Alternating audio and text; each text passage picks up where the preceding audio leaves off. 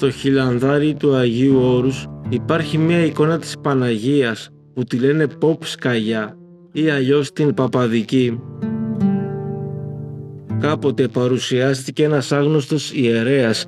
Είπε πως λεγόταν Παπαϊερώνυμος και ήταν ορθόδοξος, αλλά ήταν αιρετικός κατάσκοπος.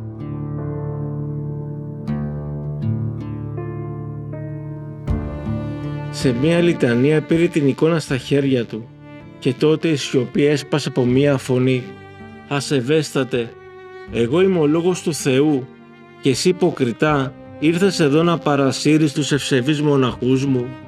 Και ευθύς ο ιερέας έπεσε κάτω σαν κεραυνόπληκτος. Από τότε αγιασμοί και λιτανίες τελούνται με τη θαυματουργή εικόνα, γιατί η Παναγία φυλάει την Εκκλησία και φωτίζει την αλήθεια.